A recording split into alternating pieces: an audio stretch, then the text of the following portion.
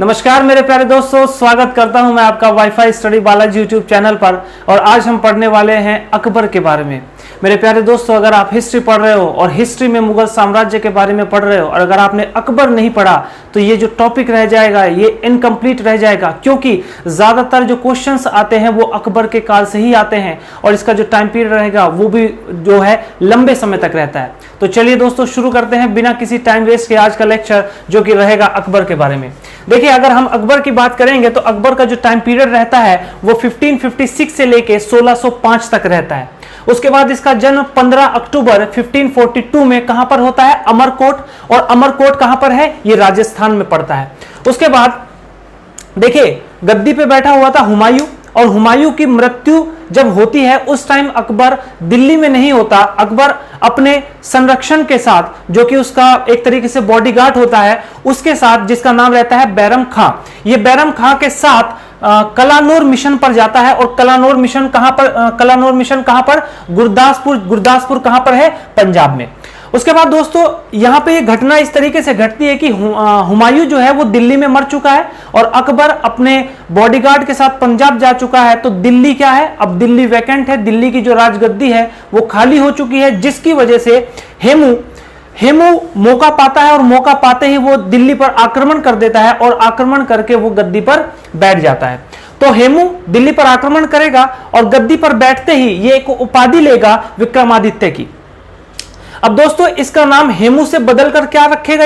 इसका नाम यहां पे चेंज हो जाएगा। जैसे ये दिल्ली की गद्दी पर बैठेगा, इसका नाम हो जाएगा हेमचंद्र विक्रमादित्य। अब देखिए दोस्तों, नेक्स्ट पॉइंट रहेगा कि बैरम खां जब अकबर जो है पंजाब में था, उसी टाइम पे बैरम खां अकबर का, जो कि कलानौर में ही ये उसका राज्य अभिषेक कर देता है, मतलब ये उसको वहीं पर राजा घोषित कर देता है। उसके बाद दोस्तों, अगला पॉइंट रहेगा और यहीं पर इसका नाम बदल के अब क्या पड़ेगा? इसका नाम पड़ेगा जलालुद्दीन मोहम्मद। अभी अकबर इसके नाम में अभी अकबर नहीं जुड़ा है, अकबर अभी बाद में जुड़ेगा। अभी इसका सिर्फ नाम क्या है? जलालुद्दीन मोहम्मद नाम से ये अगला शासक बनता है। उसके बाद देखिए, एक छोटा सा पॉइंट याद रखिएगा कि हेमू जो है ये 14th मतलब 14वां शासक था और अंतिम भी जिसने विक्रमादित्य की उपाधि धारण की थी। और मेरे प्यारे दोस्तों, सबसे पहला कौन था? सबसे पहला था चंद्रगुप्त द्वितीय। और चंद्रगुप्त द्वितीय ने एक हत्या की थी एक राजा की, उसका नाम था रुद्रसेन तृतीय। और ये जो रुद्रसेन तृतीय था ये शक वंश का रूलर था। इसकी हत्या करने के बाद चंद्रगुप्त द्वितीय ने ये उपाधि धारण की थी। उसके बाद दोस्तों, नेक्स्ट पॉइंट बनता है, अब हेमू गद्दी पर बैठा है और अकबर जो है पंजाब से वापस आ रहा है दिल्ली की तरफ। अब फिर से क्या होगा? फिर से युद्ध होगा और फिर से क्या है कि एक बार ये सत्ता जो है, ऐसा लगता है कि जैसे मुगलों के हाथ से चली जाएगी, लेकिन एक ऐतिहासिक युद्ध फिर से लड़ा जाएगा, जो कि 5 नवंबर 1556 में होगा और ये होगा पानीपत का द्वितीय युद्ध। इस युद्ध में एक तरफ रहेगा हेमू और दूसरी तरफ रहेगा अकबर, और अकबर का जो नेतृत्व करेगा इसकी तरफ से वो रहेगा बैरम खां। और देखिए दोस्तों, इसमें हेमू हार जाता है और हारते ही बैरम खां, कहा यह जाता है, इतिहासकारों का यह कहना है कि अकबर ने हेमू के गर्दन पे सिर्फ तलवार रखी थी, वो इतना सक्षम नहीं था क्योंकि उसकी उम्र कम थी कि वो उस तलवार को चला पाए, और सिर्फ तलवार अकबर ने रखी थी। उसके बाद अकबर पीछे हट गया था और बैरम खां ने ही हेमू का सर काटा था।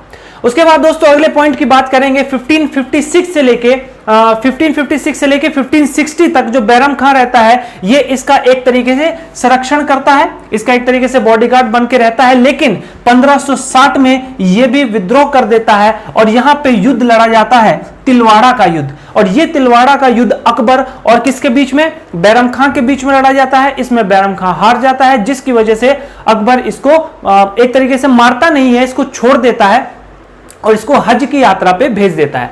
उसके बाद दोस्तों, इसमें एक छोटा सा पॉइंट समझिएगा, इस बैरम खां का एक लड़का भी है जिसका नाम है अब्दुल रहीम खाने खाना। ये अब्दुल रहीम खाने खाना बहुत इंपॉर्टेंट है। इंपॉर्टेंट इसलिए है क्योंकि अभी हम अकबर के 9 नवरत्नों के बारे में भी पढ़ेंगे और उसी में एक नाम होगा क्या? अब्दुल रहीम खाने खाना। उसके बाद दोस्तों, अगला पॉइंट रहेगा 1560 से लेके 62 तक महाम अंगा। ये महाम अंगा कौन है? ये एक दाई है जो कि अब बैरम खां तो चला गया है, अब अकबर अभी भी छोटा ही है, इतना बड़ा नहीं हो गया है, जिसकी वजह से अब ये जो दाई है ये इसका एक तरीके से इसकी देखभाल करती है। जितने भी इसके उसमें जो जिस टाइम पे ये रूल कर रहा होता है उस टाइम पे जितने भी ये डिसीजन लेता है वो सारे के सारे यही दाई लेती है और यही जो है उसको पूरा का पूरा सपोर्ट करती है, जिसकी वजह से ये जो छोटा सा टाइम पीरियड है 60 से लेके 62 तक, इस टाइम पीरियड को कहा जाता है पर्दा शासन या फिर पेटीकोट सरकार। क्योंकि ये अकबर था तो राजा, लेकिन उसके पीछे जो उसको एक तरीके से इंडिकेशन दे रही थी, जो उसको हर चीज में सलाह देती थी और ये इतना ज्यादा इनकी सलाह मानता था, हर चीज इन्हीं के हिसाब से होती थी। उसके बाद दोस्तों नेक्स्ट पॉइंट रहेगा 1561 में अकबर ने अपना प्रथम आक्रमण कहां पर किया? मालवा पर। और मालवा का जो रूलर था उस टाइम का शासक जो था वहां पे, उसका नाम था बाज बहादुर। अब देखिए दोस्तों, इसके बाद नेक्स्ट पॉइंट रहेगा 1561 में ये शादी करता है, किसके साथ करता है? हरका बाई के साथ। हरका बाई के पिता का नाम है भारमल, और भारमल कहां के राजा हैं? राजस्थान के राजा हैं। अब देखिए दोस्तों, ये हरका बाई जो है ये किस नाम से फेमस होती है बाद में? इसका नाम रहे बाद में ये किस नाम से फेमस होंगी? मरियम उज जमानी। तो मरियम उज जमानी के नाम से ये फेमस होती है। अब उसके बाद ये कुछ पॉइंट है, बहुत ज्यादा इंपॉर्टेंट है, पेपर में बहुत ज्यादा पूछे जाते हैं। तो सबसे पहला पॉइंट रहेगा प्रतिबंध। इसने किन किन चीजों को प्रतिबंध कर दिया, मतलब बैन कर दिया अपने, जब इस टाइम ये रूल कर रहा था। तो सबसे पहले इसने दास प्रथा को खत्म किया। दास प्रथा क्या होती थी कि कोई किसी का एक तरीके से स्लेवरी सिस्टम होता था कि कोई किसी का दास नहीं बन के रहेगा। ये काम इसने कब खत्म किया? 1562 में। उसके बाद नेक्स्ट 1563 में इसने सती प्रथा को भी खत्म करा और इसने जजिया और तीर्थयात्री टैक्स भी खत्म कर दिया। कब? 1564 में। जजिया मैं आपको पहले भी बता चुका हूं, जजिया टैक्स वो होता था जो कि काफिरों को दिया जाता था। मतलब कहने का ये है जो हिंदू नहीं, वो सॉरी मुसलमान नहीं होते थे, जो मुस्लिम धर्म को नहीं अपनाते थे, उन लोगों को जजिया टैक्स दिया जाता था। उसके बाद दोस्तों लोगों ने ये सारे के सारे बहुत अच्छे काम किए इसने, जिसकी वजह से अब लोगों ने इसको एक उपाधि दी, किस नाम से? अकबर के नाम से। और अब दोस्तों इसका नाम हो गया है जलालुद्दीन मोहम्मद अकबर। उसके बाद दोस्तों अकबर एक सूफी संत थे जिनका नाम था शेख सलीम चिश्ती। ये इनको बहुत ज्यादा मानते थे। ये एक सूफी संत थे और ये कहां पर रहते थे? ये रहते थे फतेहपुर सीकरी में रहते थे। तो ये कुछ इंपॉर्टेंट बातें थी अकबर के बारे में। अभी बातें खत्म नहीं हुई, अभी इनको और कंटिन्यू करेंगे। आप इसका एक स्क्रीनशॉट लीजिए। चलिए दोस्तों बातों को आगे बढ़ाते हैं। अब देखिए बात करेंगे 1569 की। 1569 में एक जन्म होगा किसका? सलीम का। और सलीम कौन है? सलीम अकबर का पुत्र है और यही चल के अगला रूलर बनेगा जिसका नाम रहेगा जहांगीर। तो याद रखिएगा सलीम कौन है? जहांगीर। उसके बाद 1572 में गुजरात अभियान पर जाता है अकबर और यहां पर ये गुजरात को जीतता है और यहां पर ये क्या करता है? यहां पर ये सबसे पहले समुद्र को देखता है और पुर्तगालियों से इसकी सबसे पहले मुलाकात यहीं पर होती है। उसके बाद बात करेंगे दोस्तों 1573 की। और 1573 में गुजरात पर विजय के उपलक्ष्य में ये बुलंद दरवाजा बनवाएगा और ये बुलंद दरवाजा कहां पर बनवाएगा? फतेहपुर सीकरी में बनवाएगा। कई बार पेपर में पूछा जाता है कि बुलंद दरवाजा कहां है, तो आप याद रखेंगे फतेहपुर सीकरी में है। उसके बाद दोस्तों इसने कुछ और चीजों का भी निर्माण करवाया फतेहपुर सीकरी में। कौन कौन सी है? जैसे इबादत खाना, पंचमहल, मरियम महल और सलीम चिश्ती का मकबरा। ये चारों की चारों चीजें जो है इसने फतेहपुर सीकरी में ही बनवाई। अगला पॉइंट रहेगा दोस्तों, इसने आगरा फोर्ट, इलाहाबाद फोर्ट और लाहौर फोर्ट भी इसी ने बनवाया है। उसके बाद नेक्स्ट पॉइंट है कि इसने आगरा को अपनी कैपिटल चेंज करके इसने कौन सी कैपिटल बनाई? अब फतेहपुर सीकरी को इसने फिर कैपिटल बनाया। उसके बाद 1576 में इसने हल्दी घाटी का युद्ध लड़ा और इस हल्दी घाटी के युद्ध में ये खुद नहीं जाता, ये भेजता है किसको? मानसिंह को। और मानसिंह कौन है? मानसिंह इसका सेनापति है। और ये जो युद्ध होगा हल्दी घाटी का युद्ध, ये होगा मानसिंह और महाराणा प्रताप के बीच में, जिसमें महाराणा प्रताप हार जाता है और मानसिंह जीत जाता है। नेक्स्ट पॉइंट देखेंगे 1577 में 500 बीघा जमीन दी जाएगी, अपने मित्र को देगा, किस? जिनका नाम रहेगा गुरु रामदास जी। गुरु रामदास जी जो है ये चौथे सिख धर्म के गुरु हैं और इन्होंने ही अमृत शहर को बसवाया था। अब मेरे प्यारे दोस्तों अगर बात अमृत शहर की हो रही है तो बात करेंगे गोल्डन टेम्पल के भी। देखिए गोल्डन टेम्पल का निर्माण शुरू करवाया था गुरु अर्जन देव जी ने। गुरु अर्जन देव जी जो है 5वें सिख गुरु थे और इसकी जो नींव रखी थी वो एक मुस्लिम इंसान ने रखी थी जिसका नाम था मियां मीर। उसके बाद दोस्तों जो इस पे गोल्डन परत चढ़ी हुई है गोल्डन टेंपल पे, वो किसने चढ़वाई थी? वो चढ़वाई थी महाराजा रंजीत सिंह जी ने।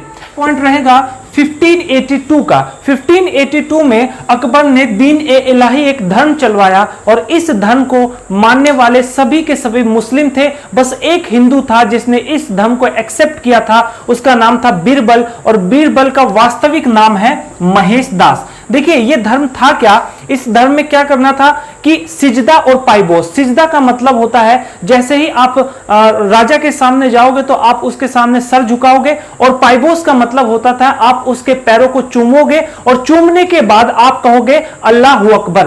तो अगर आप ये चीज करते हो तो आपको आप ये धर्म को क्या करोगे? एक्सेप्ट कर लोगे। उसके बाद दोस्तों 1583 में इसने इलाही संवत और इलाही कॉइंस और एक इलाही गज, ये 3 चीजें चलाई। इलाही गज क्या था? ये नापने की इकाई थी, तो एक इलाही गज बराबर होता था 31 इंचेस के। उसके बाद दोस्तों इसने प्रयागराज का नाम बदल के क्या कर दिया? इलाहाबाद। जो आज के टाइम जो यूपी के चीफ मिनिस्टर है योगी आदित्यनाथ, उन्होंने इलाहाबाद का दोबारा नाम चेंज करके क्या कर दिया है? प्रयागराज कर दिया है। उसके बाद दोस्तों नेक्स्ट पॉइंट रहेगा अकबर के काल को साहित्य का स्वर्ण काल भी कहा जाता है, तो ये पॉइंट भी आप याद रखेंगे। इसके बाद इसने नेक्स्ट काम क्या किया? इसने फारसी, जो कि पर्शियन इंग्लिश में बोलेंगे, भारत की आधिकारिक भाषा बना दी। और देखिए 2 चीजें और भी बता देता हूं मैं, ये भी पेपर में आती रहती है। 1833 में इंग्लिश को बनाया गया था और 26 जनवरी 1965 में हिंदी को बनाया गया था। उसके बाद नेक्स्ट पॉइंट देखते हैं दोस्तों 1598 में। देखिए 1598 में क्या होगा? सलीम विद्रोह करेगा, और ये सलीम कहां पर है? यह इलाहाबाद में, और ये इलाहाबाद में खुद को स्वतंत्र शासक या स्वतंत्र राजा घोषित कर देगा, जिसकी वजह से यह बात जो है अकबर को बिल्कुल भी पसंद नहीं आएगी। और हद तो तब हो जाएगी जब 1602 में अबुल फजल की हत्या करवाएगा कौन? सलीम। और अबू फजल अकबर का बहुत ही करीबी और बहुत इंपॉर्टेंट पर्सन है, क्योंकि ये नवरत्नों में से एक है। उसके बाद दोस्तों अकबर जो है इस बात से नाखुश होकर अकबर सलीम का पुत्र जिसका नाम है खुसरो, ये खुसरो को अपना उत्तराधिकारी घोषित कर देगा, जिसकी वजह से अब इन दोनों बाप बेटों में क्या है? एक तरीके से तनातनी जो है इनमें हो जाएगी। अब दोस्तों एक इसका स्क्रीनशॉट लीजिए और बात थोड़ी सी और आगे बढ़ाते हैं।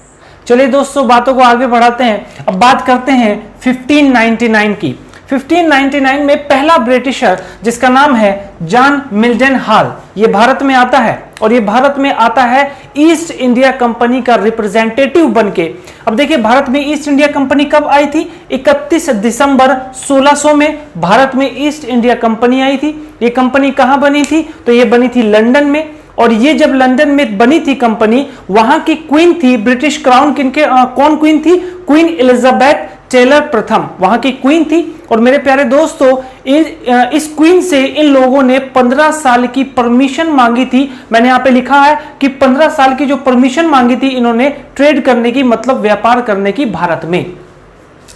उसके बाद 1605 में अकबर की मृत्यु हो जाती है। इसका मकबरा कहां है? आगरा के सिकंदराबाद में। अब देखिए इसको दफनाया गया और फिर जलाया भी गया, क्योंकि जाट इससे बहुत ज्यादा चिढ़ते थे, और जिसकी वजह से पहले इसको दफनाया गया था और बाद में जो इसका मकबरा था उसमें से इसके कंकाल जो थे उसको निकाल लिया गया था, और निकाल के जाटों के द्वारा इसके कंकालों को जला दिया गया था। नेक्स्ट पॉइंट रहेगा इसकी जीवनी। देखिए इसकी जीवनी है अकबरनामा, या फिर इसको आईने अकबरी के नाम से भी जाना जाता है। और ये किसने लिखी दोस्तों? तो ये लिखी अबुल फजल ने, और इसको लिखने में इसको 7 साल लग गए, और ये क्वेश्चन एसएससी ने भी पूछा था। उसके बाद दोस्तों नवरत्न। देखिए अकबर के दरबार में नवरत्न थे, और नवरत्न रखने वाला जो सबसे पहला रूलर था उसका नाम था चंद्रगुप्त द्वितीय। उसके बाद अब इसके जो नवरत्न है उनके बारे में भी देखते हैं। सबसे पहला नाम आएगा बीरबल। बीरबल का वास्तविक नाम है महेश दास, और ये मेन क्या था? सलाहकार था अकबर का। उसके बाद तानसेन जिसका वास्तविक नाम था रामतनु पांडे, और ये क्या थे? ये गायक थे। और मानसिंह जो है ये सेनापति थे, और टोडरमल ये वित्त मंत्री थे। ये 4 बहुत ज्यादा इंपॉर्टेंट है, बाकी के ज्यादा नहीं पूछे जाते, लेकिन मैं बता देता हूं अबुल फजल जो पांचवें, छठे हैं अब्दुल रहीम खाने खाना, फैजी, मुल्ला दो प्याजा और फकीर अजरुद्दीन, ये जो है 9 नवरत्न थे इनके काल में। अब दोस्तों अकबर ने, सबसे आखिरी पॉइंट आज का और सबसे ज्यादा इंपॉर्टेंट भी है, कई बार पूछा भी जाता है कि अकबर ने स्टार्ट किया था मनसाबदारी सिस्टम को। ये मनसाबदारी सिस्टम को कहां से इसने अडॉप्ट किया था? तो चंगेज खान जो कि मंगोलिया का रूलर था। मनसाबदारी सिस्टम था क्या, उसको भी मैं बता देता हूं। देखिए अपने साम्राज्य में ये क्या करता था, प्रांत देता था। प्रांत का मतलब होता है एरिया देता था और सेना की टुकड़ी दे देता था किसी को, जिसकी वजह उसी को कहा जाता था मनसाबदारी सिस्टम। और जो उस सिस्टम का जो हेड होता था उसको कहा जाता था सूबेदार। तो दोस्तों ये था आज का लेक्चर जो कि था अकबर के बारे में। अब अगली वीडियो में हम जहांगीर के बारे में जानेंगे। और मेरे प्यारे दोस्तों ये बहुत इंपॉर्टेंट है, बहुत सारे क्वेश्चन बनते हैं पेपर के लिए, तो इसको आप ध्यान से समझिएगा। और अगर वीडियो अच्छी लगी हो तो इसको शेयर कीजिए। अगर चैनल को सब्सक्राइब नहीं किया है तो वो भी करिए। आज के लिए इतना ही, मिलते हैं अगली वीडियो में। बहुत बहुत धन्यवाद।